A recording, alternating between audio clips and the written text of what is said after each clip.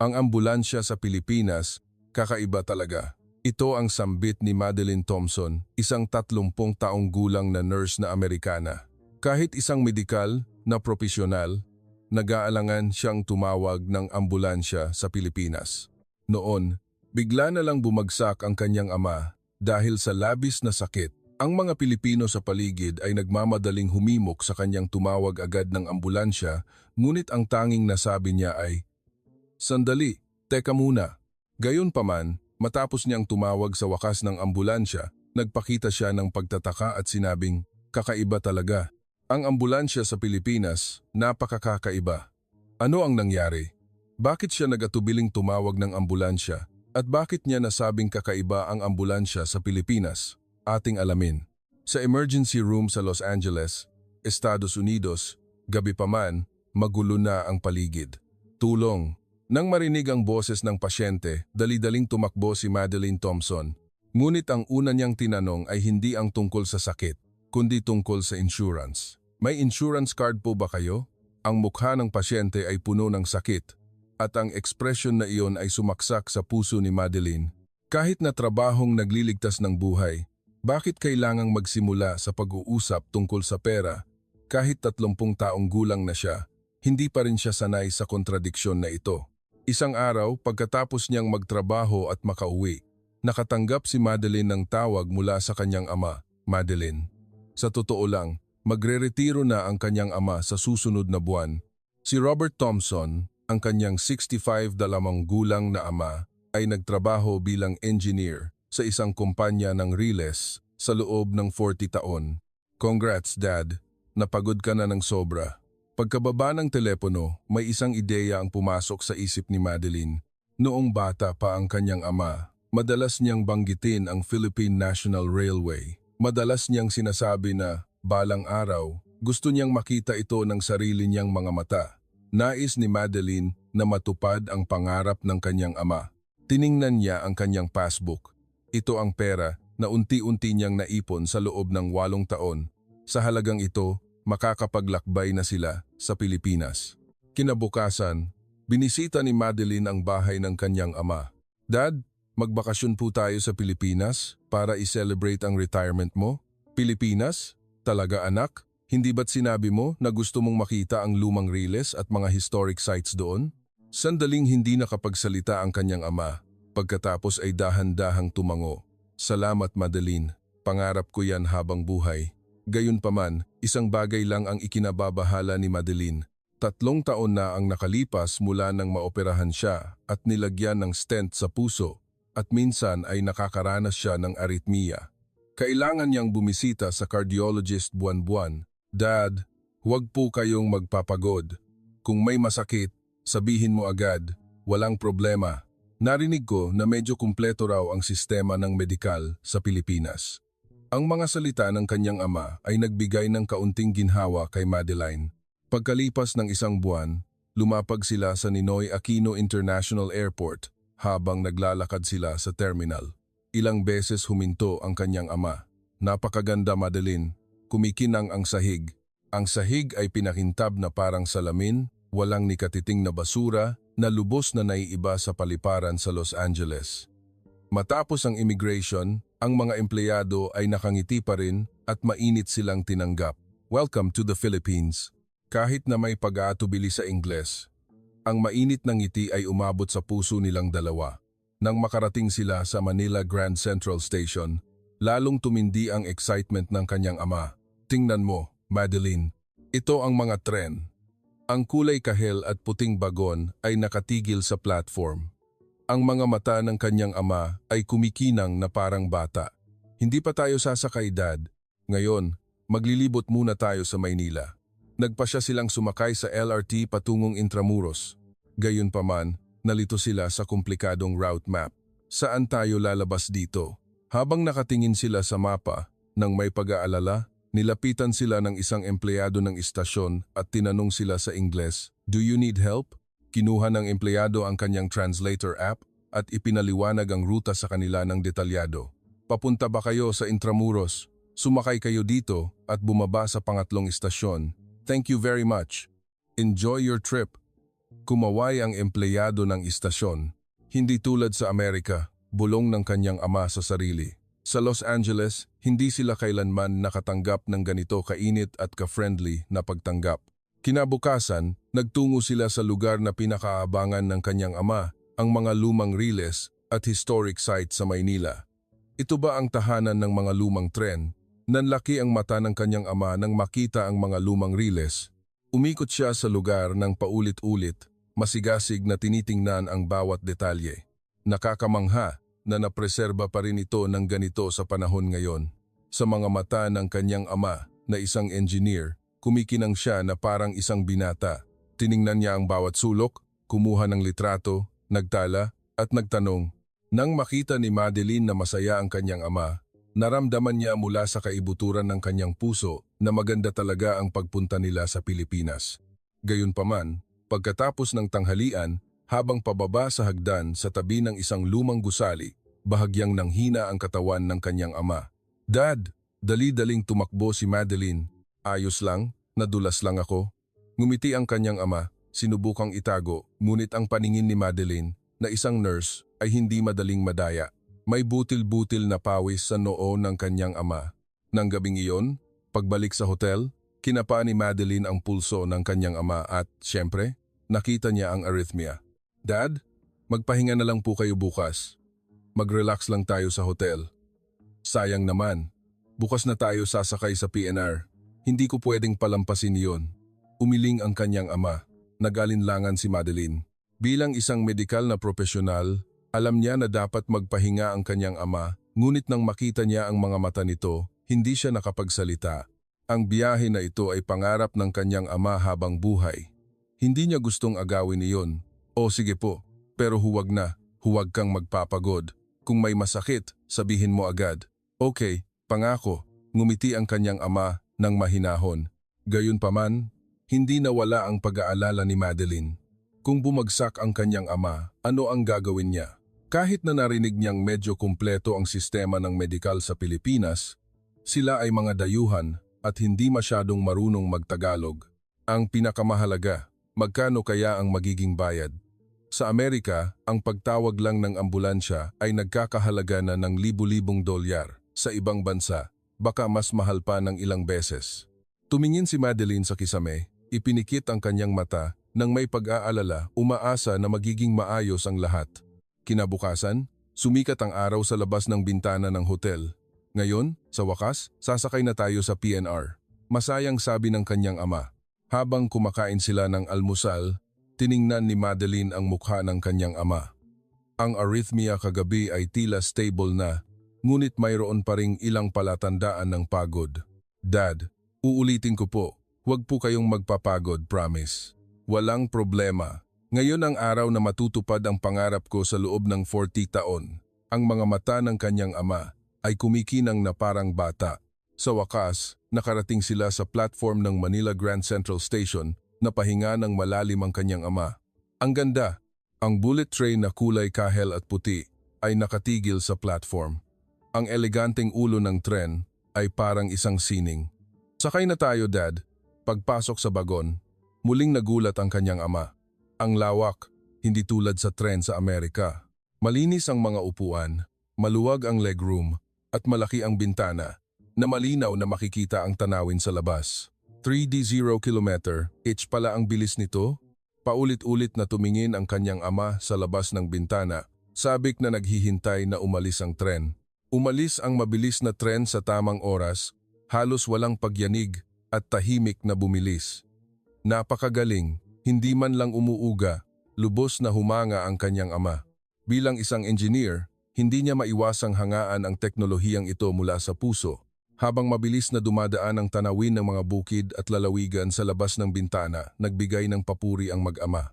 Nang makita ni Madeline na masaya ang kanyang ama, naramdaman niya na maganda talaga ang pagplano niya sa biyaheng ito. Pagkalipas ng halos 1 oras at kalahati, nakarating sila sa Clark. "Clark na! Nakarating na talaga tayo sa Clark." Habang naglalakad sila sa Clark Railway Station, labis ang kaba ng kanyang ama. Gayunpaman, paglabas pa lang nila sa istasyon, napakunot noo si Madeline. Ang init, hindi tulad ng Los Angeles, ito ay isang mainit, maalinsangan at malagkit na init. Ayan, summer sa Pilipinas, pinunasan ng kanyang ama ang pawis sa noo. 33 degrees Celsius ang temperatura at ang humidity ay mas mataas sa 70%. Nagpasya silang magtungo muna sa Barasoen Church. Sumakay sila ng bus sa loob ng halos 20 minuto at nakarating. Ang ganda ng pulang ladrilyo. Napahinga ng malalim ang kanyang ama nang makita ang matandang gusali na may mahabang kasaysayan. Kumuha sila ng litrato, naglakad-lakad sa paligid at humanga sa kagandahan. Gayunpaman, habang naglalakad sila sa paligid, lalo pang dumami ang pawis sa noo ng kanyang ama. Dad, magpahinga po muna tayo sa lilim. Oo, sige. Umupo ang kanyang ama sa ilalim ng puno. Pinunasan ang pawis gamit ang panyo. Mukhang hindi maganda ang kanyang ekspresyon. Dad, gusto mo po ng tubig? Iniabot ni Madeline ang bote ng tubig at inubos niya ito ng isang lagukan. Salamat, ayos lang ako. Gayunpaman, naramdaman ng nurse na si Madeline na may mali. Dad, bumalik na lang po tayo sa hotel mamayang hapon. Hindi, gusto ko pang pumunta sa Fort Santiago. Tumayo ang kanyang ama, ngunit ang kanyang paghakbang ay hindi na tulad kaninang umaga. Nakarating na tayo sa Clark. Nag-alinlangan si Madeline. Dapat ba niyang pigilan ang kanyang ama ng husto dito? Gayunpaman, ang mga mata ng kanyang ama ay puno ng determinasyon. Sige po. Pero kung may masakit kahit kaunti, sabihin mo agad. Sumakay silang muli ng jeep patungong Fort Santiago. Nang makarating sila doon, punong-puno ito ng mga turista. Ang daming tao, habang naglalakad sa cobblestone walkway, lalo pang bumagal ang paghakbang ng kanyang ama. Dad, dahan-dahan lang po. Gustong hawakan ni Madeline ang braso ng kanyang ama, ngunit umiling siya. Ayos lang, kaya ko. Dumaan sila sa tarangkahan ng kuta patungo sa pangunahing muog. Napakaraming hagdan. Lalo pang bumilis ang paghinga ng kanyang ama. Dad, tama na po. Hindi, kaunti pa. Gusto kong pumunta sa viewing deck. Ingo, and wait, Ingo. Gayunpaman, nang makarating sila sa viewing deck, namutla na ang kanyang ama. Dad! Sa sandaling aakayin sana siya ni Madeline, hinawakan ng kanyang ama ang dibdib niya. Sumasakit ang dibdib ko. Sa sumunod na sandali, lumuhod ang kanyang ama. Dad, niyakap siya ni Madeline. Agad na nagtipon ang mga turistang malapit. Kuya, anong nangyari? Pakitawag ng tauhan dito. Dali. Nagpakita ng pag-aalala ang mga Pilipinong turista. Kinuha ng isang lalaki ang jacket niya at ginawang unan sa ulo ng kanyang ama. Tumawag tayo ng ambulansya. Isang boses ng babae ang narinig. Gayunpaman, sa sandaling iyon, sumigaw si Madeline ng malakas. Sandali! Ang mga tao sa paligid ay tumingin kay Madeline ng may pagtataka. Ambulansya? Sandali? Ang boses ni Madeline ay nanginginig. Bakit siya tumanggi sa ambulansya? Hindi naintindihan ng mga tao sa paligid ang dahilan. Gayunpaman, sa isip ni Madeline, isa pang larawan ang lumitaw. 2 taon na ang nakalipas, pumasok si Jennifer, isang nurse na kaibigan niya, sa lounge. Madeline, maniniwala ka ba? Sa kamay ni Jennifer, may bill na. Ang 8 taong gulang na anak niya ay nadulas sa paaralan, tumama ang ulo at dinala sa ospital sa pamamagitan ng ambulansya.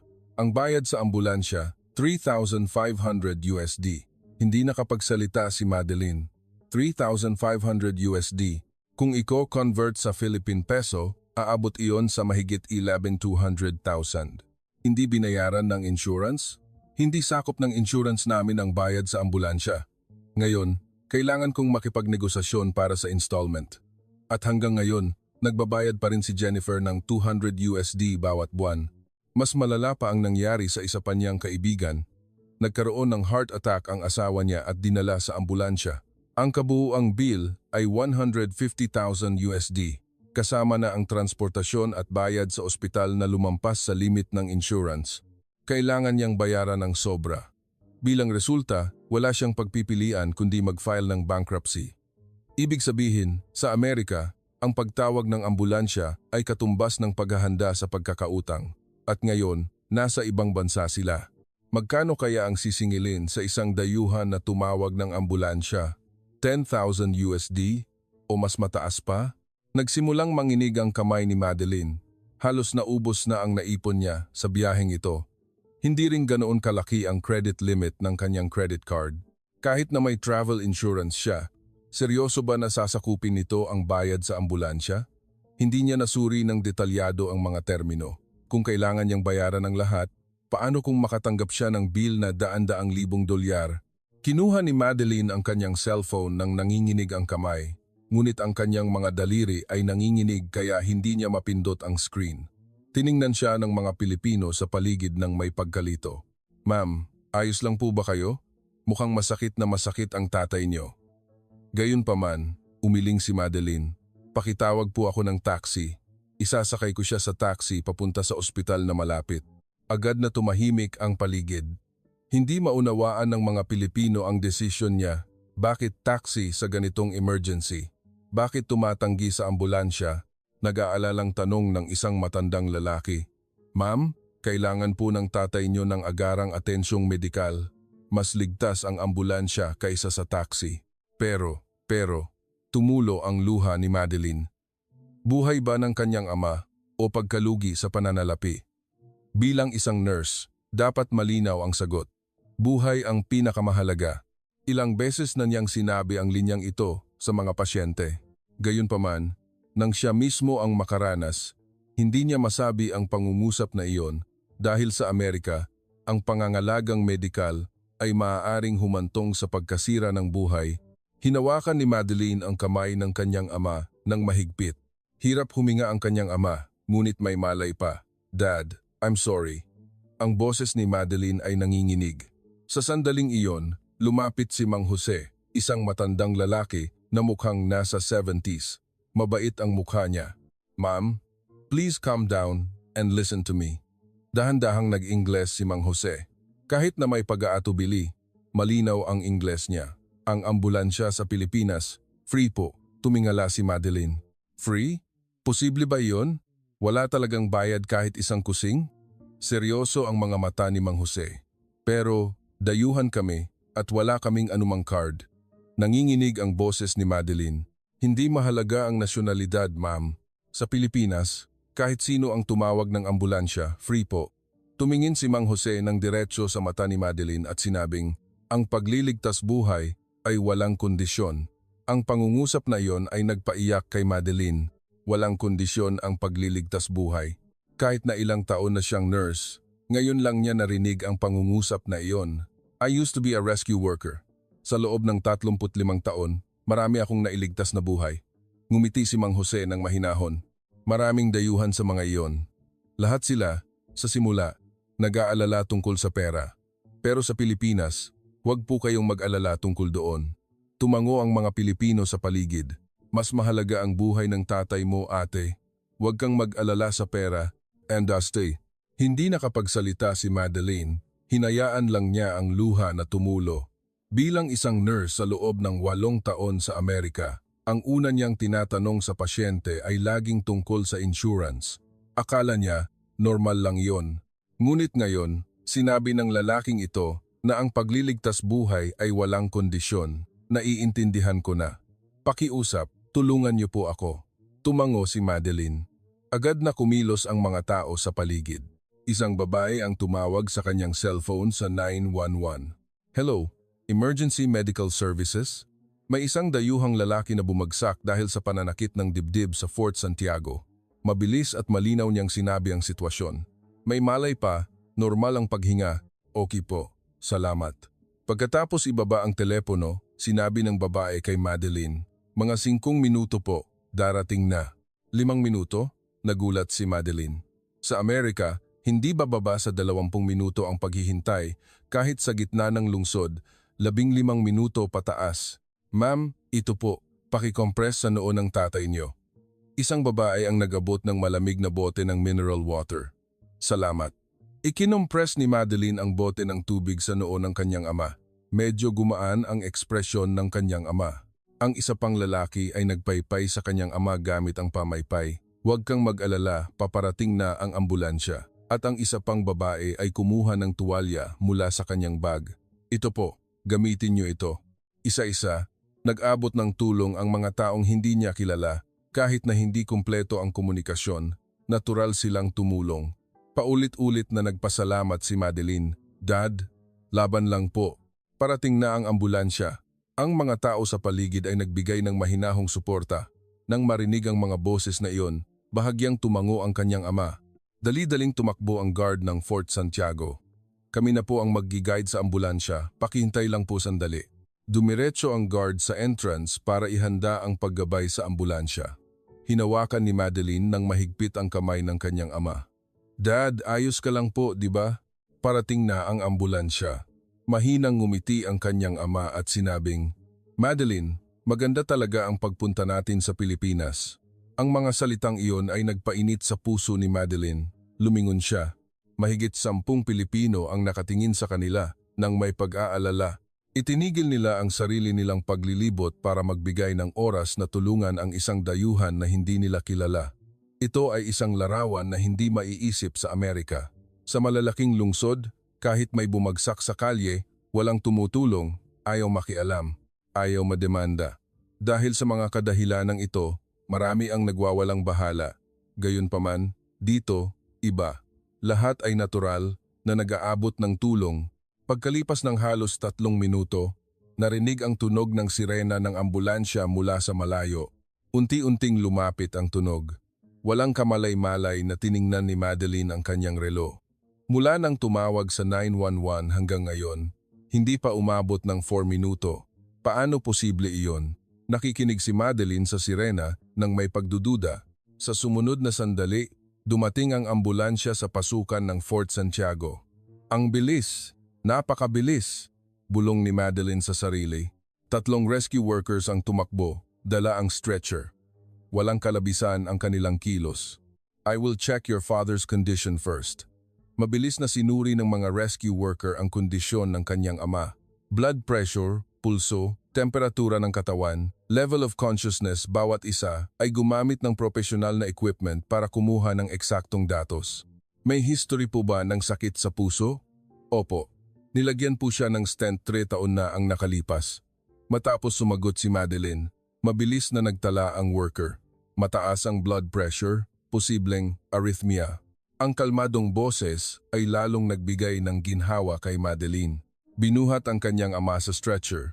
Please, the daughter is invited to come with us in the ambulance. Pupwede po akong sumakay? Opo, syempre po. Sa Amerika, kadalasan ay hindi pwedeng sumama ang miyembro ng pamilya sa ambulansya, ngunit sa Pilipinas, natural lang itong pinapayagan. Ito ay isa pang bagay na ikinagulat ni Madeline. Habang naglalakad patungong ambulansya, lumingon si Madeline sa mga Pilipino sa paligid. Nakatingin sila sa kanila ng may pag-aalala. Kinawayan siya ni Mang Jose.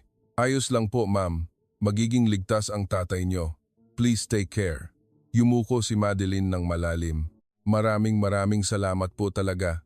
Kumaway rin ang mga tao sa paligid. Ang kabaitan at walang kondisyong pagtulong ng mga taong hindi niya kilala na isip ni Madeline na hinding-hindi niya malilimutan ang larawang ito habang buhay. Pagbukas pa lang ng pinto ng ambulansya, napahinga ng malalim si Madeline. Ibang-iba ang loob kumpara sa naisip niya. Electrocardiogram monitor, oxygen supply, IV stand, automated external defibrillator nakahanay ang mga medikal na equipment ng maayos sa dingding. Ang cabinet ng gamot ay puno ng mga kinakailangang gamot para sa first aid. Ambulansya ba talaga ito? Hindi maiwasang mabulong ni Madeline sa sarili. Bilang isang nurse sa loob ng 8 taon, nakita niya ang ambulansya ng Amerika ng maraming beses, ngunit hindi pa siya nakakita ng ambulansya na ganito kakumpleto. Ito ay parang isang maliit na emergency room na pinaliit at inilagay sa loob ng sasakyan. Please, bring your father here. Matapos buhatin ng mga rescue worker ang kanyang ama sa stretcher, agad silang nagsimulang mag-setup ng ECG monitor. Ang isang worker ay naghanda ng oxygen mask at ang isa naman ay naghanda ng IV. Ang teamwork nilang 3 ay maayos at perpekto. Habang sinusukat ng isa ang vitals ng kanyang ama, ang isa naman ay nagsimulang makipag-ugnayan sa ospital. Ang natitirang worker ay nagsalita kay Madeline, "Please, the relative can sit here."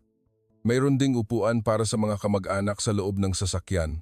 Maaari po bang sabihin niyo sa akin ang medical history ng tatay niyo? Nilagyan po siya ng stent 3 taon na ang nakalipas at nagpapakonsulta siya sa cardiologist buwan-buwan. 9. Iho. Mabilis na nagtala ang worker at nagpadala ng impormasyon sa ospital sa pamamagitan ng radyo. 65, taong gulang na lalaki, may history ng coronary artery disease, pananakit ng dibdib, hirap sa paghinga, posibleng arrhythmia. Inaasahang makakarating sa ospital sa loob ng 10 minuto.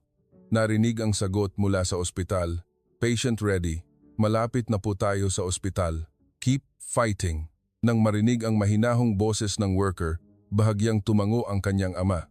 Tiningnan ni Madeline ang larawan na iyon at lubos na napagtanto ang pagkakaiba sa Amerika. Ang ambulansya sa Amerika ay mayroon lamang basic equipment, gayunpaman nagkakahalaga ng libu-libong dolyar. Ngunit sa Pilipinas, ang ganitong kumpletong equipment ay free. Ang pinakamahalaga ay ang saloobin ng mga rescue worker mainit, hindi robotikong pagtatrabaho, kundi pagtrato sa pasyente bilang isang tao. Ano ang nararamdaman ninyo sa pagkakaiba sa pagitan ng ambulansya sa Amerika at ambulansya sa Pilipinas? Pakiusap, mag-iwan ng komento sa comment section. Tahimik na umandar ang ambulansya. Tumingin si Madeline sa labas ng bintana, tumatakbo sa kalsada mula sa Clark patungo sa downtown. Sa sandaling iyon, isang hindi kapani-paniwalang larawan ang lumitaw. Ang mga sasakyang tumatakbo sa harap ay unti-unting lumipat sa kaliwa at kanan. Taxi, truck, bus, lahat ng sasakyan ay nagbigay daan sa ambulansya. Lahat sila nagbibigay daan. Hindi maiwasang mapabulalas ni Madeline. Maayos na tumakbo ang ambulansya sa walang laman na kalsada. Maya-maya, nakarating sila sa isang intersection. Pula ang traffic light. Gayunpaman, ang mga sasakyang tumatakbo ng pahalang, kahit berde ang ilaw, ay huminto sandali. Lahat ng sasakyan ay nagbigay daan para makadaan ang ambulansya. Nang makita ang larawang iyon, napaluha si Madeline. May problema po ba? Napansin ng rescue worker ang kilos ni Madeline. Sa Pilipinas, kapag may ambulansya, lahat ay nagbibigay daan. Normal lang po yan. Normal lang? Para kay Madeline, hindi iyon normal. Sa Amerika, kahit na may ambulansya, marami pa ring sasakyan ang nagwawalang bahala. Ang ilan ay nagbubusina pa at sumusubok na umuna dahil nagmamadali ang lahat at mahalaga ang sarili nilang oras. Gayunpaman, dito, iba. Tumingin sa labas ng bintana, huminto ang mga naglalakad. Ang mga taong tatawid sana sa pedestrian lane ay naghintay na makadaan ang ambulansya. Ang isang ina na may dalang sanggol ay tila nagtuturo ng isang bagay, siguro ay nagtuturo na magbigay daan muna sa ambulansya. Para sa lahat, para sa tatay mo. Hindi lang po para sa tatay nyo. Tinutulungan ng mga taong ito ang buhay ng isang taong hindi nila kilala ng natural. Nag-aalay ng kaunting personal na oras, nagpapabagal ng sarili nilang schedule dahil ito ay tungkol sa pagliligtas buhay ng isang tao. Pinunasan ni Madeline ang luha gamit ang panyo. Bilang isang nurse sa loob ng maraming taon, hindi pa siya nakakita ng ganitong larawan. Ang buong lungsod ay kumikilos para sa pagliligtas buhay ng isang tao. Hindi lang ito problema ng sistema o problema ng regulasyon, kundi ang puso ng mga tao sa bansang ito ang nagpapangyari sa lahat ng ito. Nakarating na po tayo sa ospital. Nang marinig ang boses ng worker, natauhan si Madeline. Mula Clark hanggang ospital, ilang minuto lang ang inabot. Ang ganitong kabilis na pagdating ay dahil sa lahat ng tao na nagbigay daan. Kung walang nagbigay daan, mas matagal sana. Ang ilang minutong pagkaantala ay maaaring magpasya sa buhay ng isang tao. Tumingin si Madeline sa labas ng bintana, paulit-ulit na nagpapasalamat sa kanyang isip. Salamat sa lahat ng nagbigay daan. Hinawakan ni Madeline nang mahigpit ang kamay ng kanyang ama. Iniisip ang Pilipinas hindi lang maganda ang tanawin, hindi lang malinis, kundi ang puso ng mga tao ay mabait at mainit din. Dumating ang ambulansya sa pasukan ng ospital. Handa na ang mga doktor at nurse na nakasuot ng puting gown. Dad, nakarating na po tayo. Mahinang idinilat ng kanyang ama ang kanyang mata. Dad, ayos lang po. Nasa ospital na tayo. Hinawakan ni Madeline nang mahigpit ang kamay ng kanyang ama. Inalis ang stretcher mula sa sasakyan at dali-daling dinala sa ospital. Matapos bumaba si Madeline mula sa sasakyan, sinabi ng rescue worker sa kanya, "Magiging ligtas po ang tatay niyo. May magagaling na doktor dito. Maraming salamat po." Yumuko ng malalim si Madeline. Ngumiti at tumango ang rescue worker. Nagsimulang ayusin ang loob ng sasakyan para sa susunod na dispatch. Tumingin si Madeline sa pasukan ng ospital. Ngayon, ginagamot na ang kanyang ama sa bansang ito. Siguradong magiging ayos ang lahat. Dinala ang kanyang ama sa emergency room. Umupo si Madeline sa silya sa waiting area, tumingin sa kanyang relo. 3:00 ng hapon. Mula nang bumagsak siya sa Fort Santiago, hanggang ngayon, hindi pa umabot ng 1 oras. Gayunpaman, para kay Madeline, parang napakatagal na nang lumipas. Sa waiting area, may ilang pasyente at kamag-anak. Lahat ay tahimik na naghihintay. Tumingala si Madeline sa kisame. Magiging ligtas ba ang kanyang ama? Hindi ba magiging problema ang stent? At may isa pa siyang pag-aalala. Magkano kaya ang magiging bayad sa ospital? Ang bayad sa ambulansya ay free, na nakakagulat na, ngunit ang bayad sa ospital ay isa pang bagay. Ang bayad sa ospital, sa ibang bansa, ay minsan hindi maiisip na halaga. Sa Amerika, napakamahal na, kaya sa ibang bansa, dapat mas mahal pa. Sinuri ni Madeline ang credit limit ng kanyang credit card sa kanyang pitaka, $50,000. Hindi niya alam kung sapat iyon. Pagkalipas ng halos 30 minuto, lumabas ang isang doktor na nakasuot ng puting gown sa waiting area. "Sino po ang kamag-anak ni Mr. Thompson?" Tumayo si Madeline. "Ako po." Lumapit ang doktor nang may mahinahong ngiti. "Stable na po ang tatay niyo. Pansamantalang arrhythmia po iyon." Nakahinga ng maluwag si Madeline. "Walang problema po sa stent?" "Wala po, pero kailangan niyang manatili sa ospital ngayong gabi para obserbahan." "Naiintindihan ko po. Maraming salamat." Mahinahong tumango ang doktor at bumalik. Umupo muli si Madeline sa silya, huminga ng malalim. Ayos na ang kanyang ama. Ito ang pinakamahalaga sa lahat. Pagkalipas ng ilang sandali, tinawag siya ng isang nurse. "Samahan ko po kayo sa recovery room ng tatay niyo." Sinundan ni Madeline ang nurse patungo sa recovery room. Pagbukas ng pinto, nakahiga ang kanyang ama sa kama. Kahit na naka-IV, mukhang mas maganda na ang kanyang ekspresyon. "Dad." Lumapit si Madeline. Nagdilat ang kanyang ama. "Madeline, ayos na ako," sabi ng doktor. "Ligtas na ako." Mahinang ngumiti ang kanyang ama at sinabing, "Ginawa kitang mag-alala. Huwag mo pong sabihin iyan." Hinawakan ni Madeline ng mahigpit ang kamay ng kanyang ama. "Dad, tanong ko lang, free po ba talaga ang ambulansya?" "Free," nagpakita ng pagtataka ang kanyang ama. "Sa Fort Santiago, sinabi sa akin ng isang lalaki na dating rescue worker, sabi niya, sa Pilipinas, kahit sino ang tumawag ng ambulansya, free." Sinimulan ni Madeline na ikwento ang nangyari sa kuta, ang kwento ni Mang Jose, ang pagtulong ng mga tao sa paligid, ang pagdating ng ambulansya sa loob ng 4 minuto at ang pagbigay daan ng lahat ng sasakyan. Tahimik na nakinig ang kanyang ama. Pagkatapos, napaluha siya. "Ginawa nila ang lahat para sa akin? Hindi lang po para sa iyo, Dad, para sa buhay ng isang tao. Lahat ay natural na nagtutulungan sa bansang ito." Tumingin ang kanyang ama sa kisame. "Sa loob ng 30 taon, pinangarap ko ang tren ng Pilipinas," dahan-dahang sinabi ng kanyang ama. "Akala ko, ang lugar na iyon ay lupain ng teknolohiya, lupain ng efficiency." Tumingin siya sa labas ng bintana. Pero hindi pala. Ang ganda ng Pilipinas ay hindi lang dahil sa teknolohiya. Nanginginig ang boses ng kanyang ama. Ang puso din ng mga tao. Ang sistema din. Lahat ay isang bansa na nagpapahalaga sa buhay. Tumulo rin ang luha ni Madeline. Nanahimik ang mag-ama sandali. Magkahawak kamay lang. Nang gabing iyon, hindi umuwi si Madeline sa hotel. Natulog siya sa waiting room ng ospital. Ilang beses siyang tiningnan ng mga nurse at binigyan pa siya ng kumot. "Ma'am, magpahinga din po kayo." Ang ganitong kabaitan ay nagpatawad kay Madeline ng paulit-ulit. Kinabukasan, sinuri ang kanyang ama ng doktor at pinayagan ng umalis. "Ayos na po kayo, pero huwag po kayong magpapagod." "Opo, mag-iingat po ako." Yumuko ng malalim ang kanyang ama sa doktor. Nang umalis sila, sinamahan sila ng nurse na nag-alaga sa kanila. "Take care po." Enjoy the rest of your trip. Nang makita ang ngiti ng nurse, paulit-ulit na nagpasalamat si Madeline. Pagkatapos, naglakad siya patungo sa cashier, ang nagpapasya sa kapalaran. Mabilis ang tibok ng puso ni Madeline. Magkano kaya ang magiging bayad sa ospital? Ang first aid, ang pagsusuri ng doktor, ang pag-ospital ang kabuuang gastos sa Amerika ay madaling lalampas sa $50,000 USD. Ang paggamot sa ibang bansa ay maaaring doblehin ang halaga. Isang batang babae na staff ang ngumiti. Kayo po ba si Mr. Thompson? Pakihintay po sandali. May sinusuri ang staff sa computer. Nagsimulang manginig ang kamay ni Madeline. 100,000 USD o mas mataas pa.